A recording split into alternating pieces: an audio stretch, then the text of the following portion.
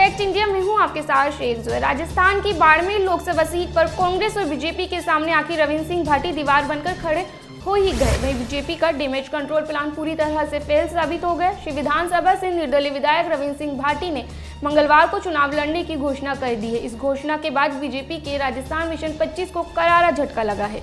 भाटी ने मंगलवार को सर्वदलीय बैठक में चर्चा करने के बाद यह बड़ी घोषणा की है। रविंद्र सिंह भाटी अब 4 अप्रैल को निर्दलीय नामांकन भरेंगे। भाटी की घोषणा के बाद राजस्थान की सियासत में भूचाल आ गया। इधर सियासी चर्चा है कि भाटी के चुनाव लड़ने से बीजेपी को नुकसान होने की आशंका है। चुनाव को लेकर भाटी ने बीते दिनों देवदर्शन यात्रा भी निकाली। इसमें जनता ने उन्हें चुनाव लड़ने को कहा। हालांकि बीजेपी ने इसको लेकर डैमेज कंट्रोल करने की भी कोशिश की, लेकिन भाटी के साथ मुख्यमंत्री भजनलाल शर्मा की वार्ता विफल रही।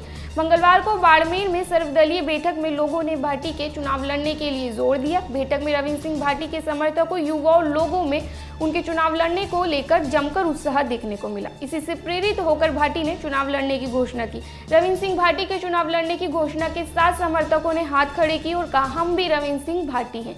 इसके साथ ही रविंद्र दिल्ली जाएंगे के नारे लगने लगे। भाटी ने फिर समर्थकों से पूछा कि सभी तैयार हो, आपका मन क्या है चुनाव लड़ें, क्योंकि मेरी गाड़ी में रिवर्स नाम का गियर ही नहीं है। मैं 26 का हूं और इस लड़के को जो मिलना चाहिए उससे दुगना मिल चुका है।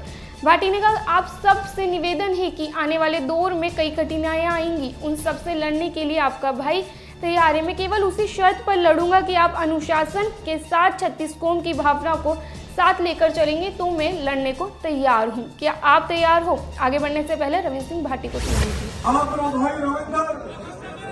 आप सब 36 कौम की जनभावना को देखते हुए बाड़मेर, जैसलमेर और मालवा की जनता ने मानना देखते हुए 4 तारीख को नामांकन भरने जाना करो और 4 तारीख को नामांकन की तारीख है और नामांकन की आखिरी तारीख है।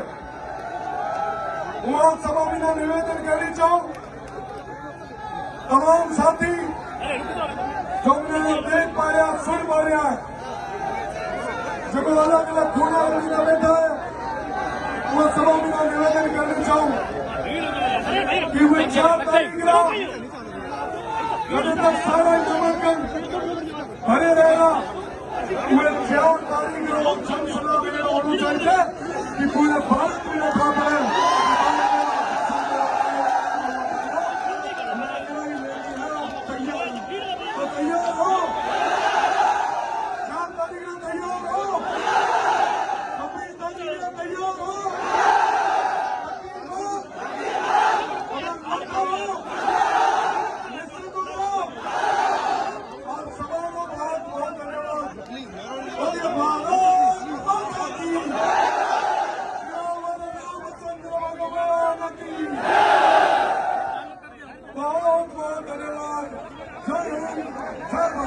भाटी की बीजेपी मुख्यमंत्री भजनलाल के साथ मुलाकात हुई। इसके बाद माना जा रहा था कि बीजेपी भाटी को मना लेगी। सियासी चर्चा है कि श्री विधानसभा के लिए हेडपंप स्वीकृति के एक लेटर ने बीजेपी के इस खेल को बिगाड़ दिया। दरअसल इस लेटर में सरकार ने रविंद्र सिंह भाटी की सिफारिश पर केवल 2 हेडपंप स्वीकृत किए। इसके बाद रविंद्र सिंह भाटी को अपने आत्मसम्मान में ठेस महसूस हुई। इसके चलते ही भाटी के समर्थकों ने उन्हें चुनाव लड़ने पर मजबूर किया। इस खबर पर आपकी क्या राय, आपके विचार रखते हैं, हमें कमेंट करके जरूर बताएं। बने रहें ऐसे तमाम और खबरों के लिए द फैक्ट इंडिया के साथ।